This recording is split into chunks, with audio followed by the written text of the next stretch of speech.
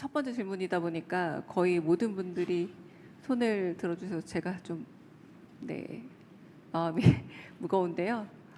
어, 네, 그냥 제 눈에 띄는 아무나 분에게 하세요. 네, 제 눈에 띄는 분에게 질문 드리겠습니다. 네, 송정호 기자님. 제가 첫 번째 질문자가 될 거라고 생각을 못하고 손을 들었는데 첫 번째 질문자가 되고 보니까 급격하게 긴장이 됩니다. 서울경제 송정호 기자입니다. 사실 환율 문제를 질문을 드리고 싶은데 오늘 아침 방금 1,480원이 넘었습니다. 이 1,500원까지 올라갈 거라는 지적들이 나오고 있는데 환율 문제를 해결하기 위해서 대통령께서 가지고 계신 특단의 대책 이런 것들이 있을지 궁금합니다. 네. 특별한 대책이 있으면 이미 했겠죠. 정부가 할 수 있는 또 유용한 많은 정책들을 시행하고 있습니다. 물론 시장은 언제나 여러분이 아시는 것처럼 수요와 공급에 따라서 결정되죠. 역대 최대의 수출 실적 7천억 불을 달성했고 무역 수지 흑자도 계속되고 있고 또 성장도 회복되고 있는데 환율이 작년 윤석열 정권 당시 그때에 지금 다다르고 있습니다. 일부에서는 뉴노멀이라고 하죠. 그리고 지금 원화 환율은 엔화 엔 환율에 연동되는 측면이 있습니다. 엔 달러 환율에. 근데 일본에 비하면 우리는 평가절하가 좀 덜 된 편이에요. 거기가 지금 기준으로 하면 일본 기준에 우리가 그대로 맞추면 아마 한 1,600원 정도 돼야 되는데 엔의 달러 연동에 비하면 좀 그래도 잘 견디고 있는 편이다 이렇게 봐주시면 될 것 같습니다. 관련 책임 당국에 의하면 한두 달 정도 지나면 1,400원 전후로 떨어질 거다라고 이렇게 예측들을 하고 있습니다. 이게 이제 여러 가지 불리한 측면도 있고 또 수출 기업들에게는 유리한 측면도 있는데 어쨌든 대한민국만의 독특한 현상은 아니어서 우리 대한민국만의 정책으로 쉽게 이걸 원상으로 되돌리기는 어려운 상황으로 판단이 됩니다. 지속적으로 가능한 수단들을 발굴해내고 또 환율이 안정될 수 있도록 노력해 나가겠습니다. 네, 다음 네, 저기 뒤에 심원기 기자님. 네, 대통령님 뉴스원 심원기 기자입니다. 누구시라고요? 뉴스원 심원기 기자입니다. 아, 네. 네. 저는 국민 관심이 높은 주거 문제와 관련해서 여쭙고 싶은데요. 정부가 지난해 2차례 대책을 내놨지만 서울을 중심으로 집값은 좀처럼 안정되지 않고 있는 듯합니다. 추가 공급 대책이 시급하다는 의견이 많고 정책실장께서는 최근 양도세 보유세를 언급하셔서 그 개편 가능성에도 국민들 관심이 높은데요.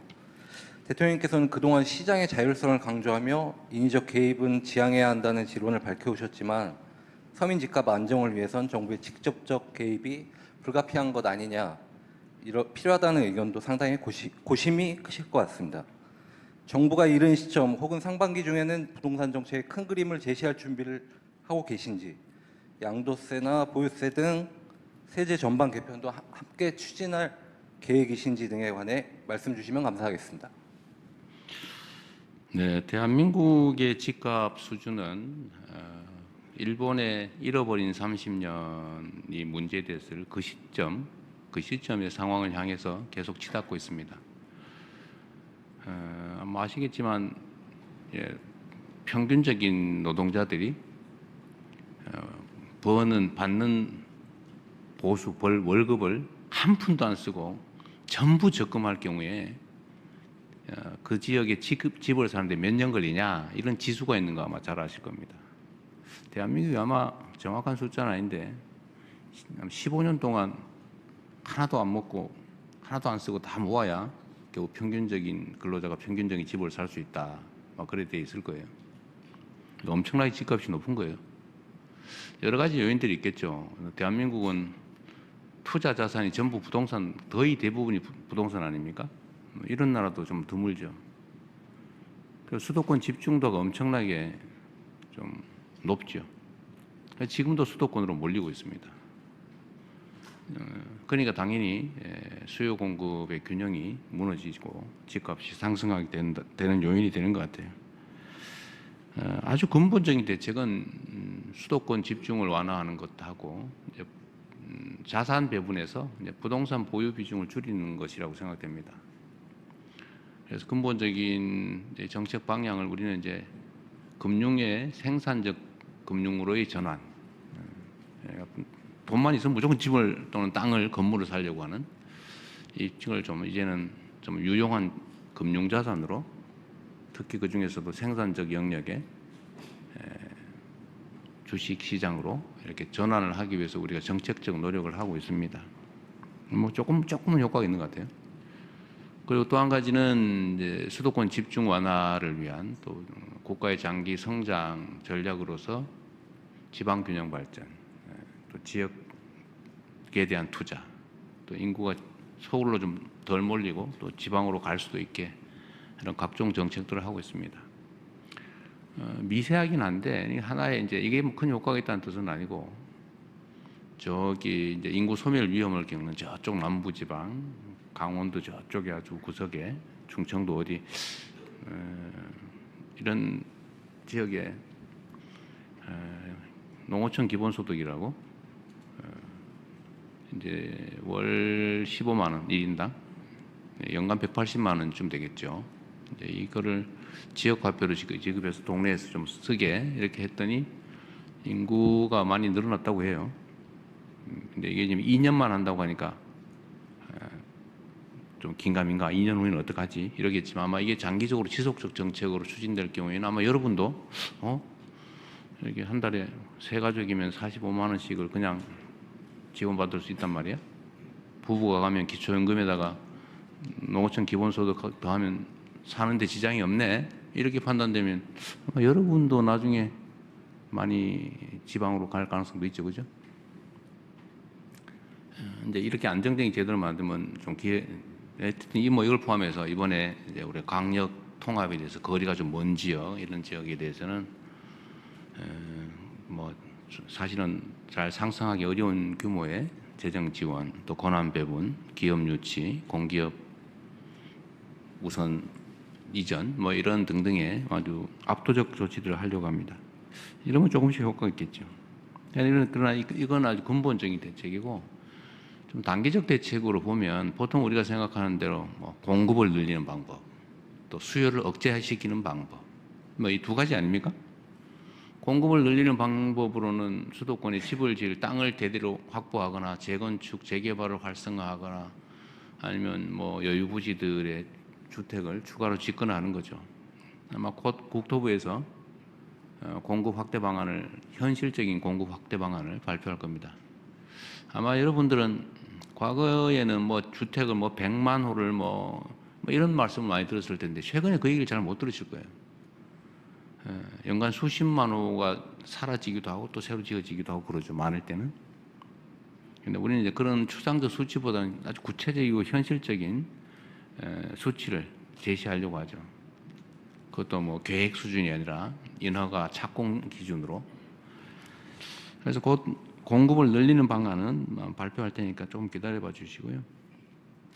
두 번째로 이제 공급에는 신축 공급이 있고 이제 뭐 주택을 많이 가지고 있는 사람들이 내놓게 하는 공급책도 있죠. 뭐 그런 방법도 저희가 찾고 있습니다. 이제 수요를 억제시키는 거 말고 이제 저희가 공급을 늘리는 거 말고 수요를 억제시키는 것도 중요한 정책이죠. 근데 예를 들면 내가 이제 먹고 살만해져서 좀 더 넓은 집으로 가야 되겠네. 또는 내가 부모하고 같이 살다가 또는 동거를 누군가 뭐 하고 있다가 이제 독립해서 나 집을 하나 가져야 되겠네.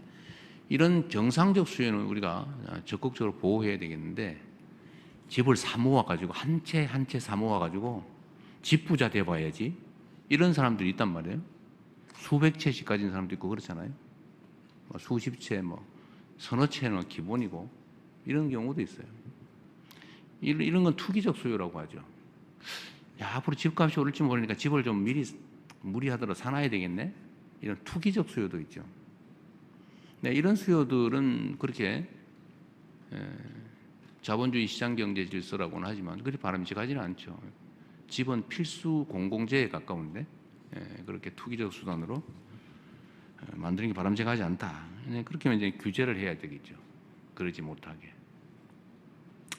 뭐 토지거래 허가제라든지 뭐 여러 가지 방법들이 지금 시행되고 있습니다. 또 앞으로 필요하면 얼마든지 또 추가할 수 있죠. 그 중에 가는 이제 세금 문제가 하나 있는데 지금 아마 제일 궁금한 건 이 세금 문제일 거예요. 세금은 할 거냐 안 할 거냐 이렇게 묻는다면 그건 할 수도 있고 안 할 수도 있죠. 가급적이면 세금이란 국가 재정을 확보하기 위한 수단인데 이런 규제의 수단으로 전용하는 건 바람직하진 않아요. 가급적 자제하는 게 좋다. 그러나 반드시 필요한데 유효한 수단인데 필요한 상태가 됐는데 바람직하지 않다고 안 쓸 이유는 없죠. 가능하면 그런 상황이 안 오기를 바라죠. 그러나 저는 그런 생각은 합니다. 지금의 저는 이게 적절히 조정될 거라고 봐요. 근데 만약에 우리가 예정하고 있는 선을 벗어나서 사회적인 문제가 될 정도 상황이다라고 하면 당연히 이 세제 수단도 동원해야죠. 그리고 뭐 여러 가지가 있죠. 가지고 있는 집을 가지고 내놓게 하는 방법. 자기가 살지도 않으면서 투기용으로 또는 투자용으로 가지고 오랫동안 가지고 있다고 왜 세금 깎아줍니까? 여러분 동의되세요? 주식 같으면은 그 생산재 금융에 도움이 되니까 장기 보유에 대해서 혜택 주는 거는 그건 뭐 고려할 만한데 그리 바람직하지도 않은 투기용 부동산을 오래 가지고 있다고 세금을 깎아준다? 그거 좀 이상한 것 같아요. 예를 들면 뭐 그렇게 하겠다는 건 아닙니다. 그러나 뭐 내가 오래 살았다. 이건 보호해 줘야 되겠죠. 내가 한 집이 하나인데. 어떤 분들은 뭐 주거용 집을 5채 가지고 있다 이런 사람도 있는데 그러면 안 되고 주거는 하나만 하는 거죠. 하나만. 그런 거 보호해 줘야죠. 그리고 정부 정책에 따라서 수도권에 집을 가지고 있지만 주말용으로 뭐 저기 시골에 집을 한 채 더 가지고 있겠다. 뭐 그것도 실제로 사는 거니까 그런 거 보호해 줘야 되겠죠. 세제는 참 예민해서 말씀드리기가 참 어려운데 그렇다고 말씀 안 드릴 수도 없고 제가 선거 때 아마 이런 말씀을 드려서 거기에 기대하는 분도 계신 것 같아요. 세금으로 집값 잡는 거는 뭐 웬만하면 안 하겠다. 제가 그 최대한 뒤로 미루려고 하죠. 정책 수단은 그 본래 목표가 있어요. 세금은 아까 말씀드렸지만 국가 재정을 확보하기 위해서 국민들이 부담을 지우는 것인데 그걸 다른 정책 목표에 전용을 하면 부작용이 발생합니다. 가급적 안 하는 게 바람직하다. 마지막 수단으로 하는 게 제일 좋지 않겠냐. 그리고 시중에 이런 얘기도 많이 있던데요. 그 보유세 자꾸 얘기하니까 그 보유세 하면 부담되고 정치적으로도 옳지 않고 우리 국민들한테 부당한 부담을 줄 수도 있으니까 50억 넘는 데만 하자. 50억 보유세 뭐 이런 얘기도 여러분 들어보셨을 거예요. 제가 한다는 얘기는 아닙니다. 그런 소문이 있더라 라는 뜻입니다. 지금으로서는 뭐 세제를 통해서 부동산 정책을 하는 것은 깊이 고려하고 있지는 않습니다. 네. 네, 다음으로는 유튜브 미디어 채널의 질의 영상이 준비되어 있습니다. 이재명 대통령이 신년사에서 밝힌 모두의 성장과 창업 중시 주제에 부합하는 전문 유튜브 매체를 선정했습니다. MZ세대에게 꼭 필요한 정책 정보를 알기 쉽게 제공하는 2030 청년 금융 경제 미디어 채널 어피티의 질의입니다. 안녕하세요. 2030을 위한 경제 미디어 어피티의 대표 박진영입니다. 저희는 지난 8년 동안 청년들의 경제 생활을 현장에서 목격해 왔습니다. 최근 다시 높아지고 있는 실업률 그리고 늘어나고 있는 쉬었음 청년 인구를 보면 현장의 분위기는 무척 어둡습니다. 여러 가지 이유가 있겠지만 기업들이 경력직을 선호하는 현상, 하지만 청년들은 그 경력을 쌓을 첫 번째 기회조차 없다는 게 가장 큰 문제라고 생각합니다. 대통령님께서 말씀하신 창업 중심 사회로의 전환이 이 문제를 해결할 실마리가 된다고 생각하는데요. 청년 입장에서는 경력이 없는 상태에서 창업으로 뛰어드는 게 더더욱 어려운 일입니다. 청년들이 경력 공백, 경험 공백 앞에서 좌절하지 않고 창업으로 넘어갈 수 있도록 하는 방안이 무엇이 있을지 대통령님의 생각이 궁금합니다. 네. 상당히 어려운 질문이어서 답드리기가 좀 그런데, 저는 이제 우리 사회, 뭐 전 세계가 그런 것 같습니다. 이제는 취업을 통해서 미래를 설계한다고 하는 게 주류가 못 될 것 같아요. 그러니까 과거에는 모든 사람은 원하면 일을 할 수 있었죠. 다만 그게 뭐 기준에 부합하냐 안 하냐의 문제였겠죠. 그러니까 이런 말도 상당히 타당성 있게 들렸습니다. 일하지 않는 자는 먹지도 마라. 즉 노동, 취업하지 않으면 굶어도 된다. 왜냐하면 일할 때가 다 많이 있으니까. 그러나 우리 아마 미래 사회는 일하고자 해도 일할 자리가 없어질 수가 많습니다. 특히 최근에 뭐 로봇 산업이 각광을 받지 않아요? 무섭지 않습니까? 멋있고 대단해 보이긴 한데 그 다음 순간에 떠오르는 거는 저게 내 일을 다 대체하면 어떡하지? 우리 언론인 여러분께서도 요즘 기사 인공지능을 많이 쓰죠, 사실. 그 살짝만 고치면 되잖아요. 아닌가 보군요. 아마 그럴 수 있죠. 이제 뭐 수술도 지금 로봇 수술이 많은데 아마 인공지능화될 가능성이 가장 높은 분야 중에 하나라고 해요. 뭐 상상할 수 없었던 일이죠, 과거에는. 뭐 교사, 물론 정서적 교감 측면에서는 대체되기 쉽지 않겠지만, 그러나 기능적인 부분은 상당히 아마 많이 대체될 수 있겠죠. 모든 분야가 그런 것 같아요. 그러다 보니까 좋은 직장을 구해서 취업한다, 이게 그렇게 주류적 입장이 못 될 수도 있겠다. 그래서 지금부터는 새로운 아이디어, 새로운 기술, 새로운 아이템, 새로운 영역, 새로운 시장, 하여튼 이걸 개척해 나가는 게 중요한 과제가 되겠다는 생각이 듭니다. 그래서 다시 우리가 이제 취업 중심 사회보다는 창업 중심 사회로 빨리 전환하고 마인드도 거기에 맞춰서 좀 바꿔야 되겠다. 그리고 거기에는 아무래도 이제 청년들이 좀 장점이 있을 수 있고 또 필요성도 크겠죠.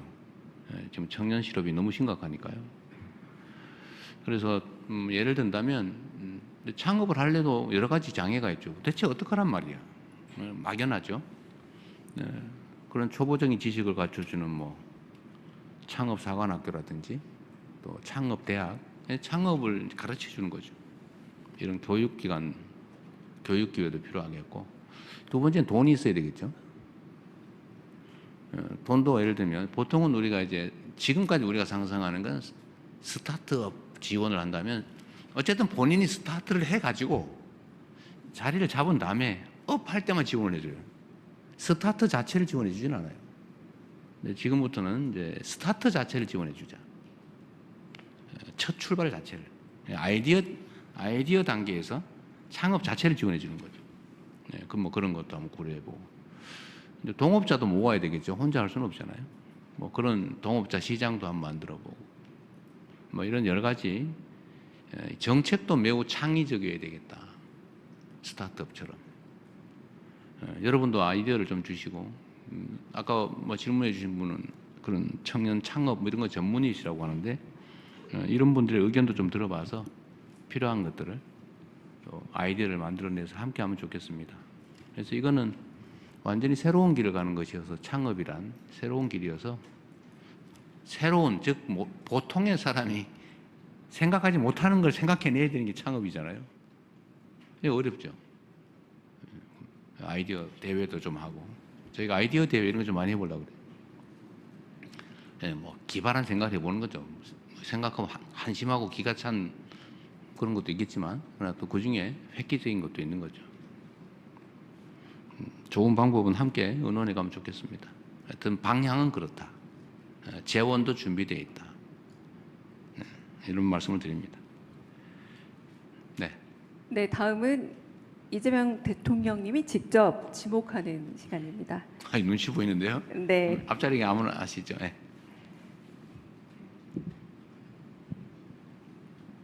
네, 대통령님 감사합니다. 아시아경제 임철영 기자입니다. 이게 여러 분야가 얽혀 있긴 한데 그 최근에 관세 문제가 다시 네. 부상하고 있어서요.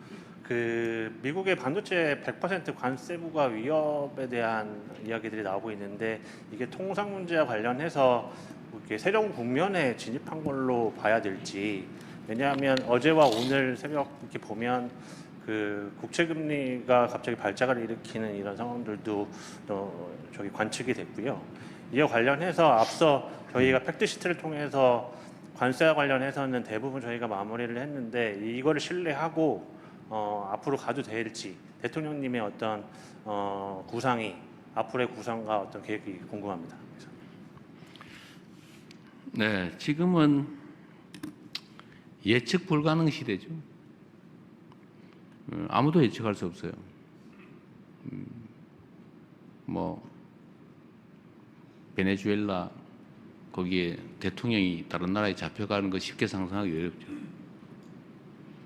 또 80년 우방인 유럽과 미국이 영토를 놓고 자칫 전쟁을 벌일지도 모르는 상황. 프랑스 대통령이 뭐라고 무슨 평화위원회인가 참여 안 한다고 그랬다가 프랑스의 관세를 중화부담하기로 한다는 얘기도 있더군요. 모든 게 예측 불능의 사회죠. 제가 전에 그 외신 기자분들하고 전심을 한번 먹은 일이 있는데 그때 제가 이런 얘기했다가 어디 이상한 언론에서 제가 무슨 인간을 폄하했다 뭐 이런 기사도 쓰고 그랬는데 제가 그때 이런 말씀을 한번 드린 기억이 있어요. 요약하면 성장률이 떨어지면 무력 충돌의 가능성이 높아진다. 개미도 그러더라.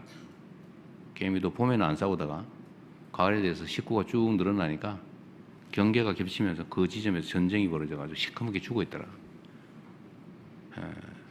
이게 이제 사람도 제국주의나 제국주의 충돌 이런 것도 결국 성장을 해서 계속 기회가 많아지고 나눌 게 많으면 평화롭게 지내다가 성장률이 떨어지고 더 이상 또 뭔가를 늘리기 어려운 상황이 되면 이제 서서히 충돌하고 대립이 격화되고 그러다 결국 물리적, 군사적 충돌로 대규모 충돌로 가는 게 인류 역사죠.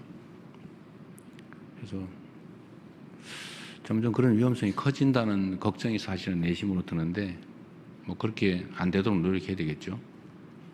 전체적으로는 전 세계의 성장률이 떨어지는 그래서 경제적 갈등이 격화되면서 이게 정치적 갈등으로 그리고 나아가서는 군사적 충돌로까지 서서히 가는 것 같아서 참 걱정입니다. 그래서 제가 자주국방 얘기도 많이 하고 이제 전략적 자율성 얘기도 자주 드리는 거예요. 우리 대한민국이 세계 5위 군사 강국이기도 하고 그래서 방위산업을 제가 계속 육성해야 된다. 그리고 그러려면 그게 뭐 윤리적 도덕적 얘기를 하기 이전에 방위산업 수출도 저희가 이제 주력을 하는 측면이 있어요. 이건 이제 국방력 강화에 도움이 되기 때문에 그렇습니다.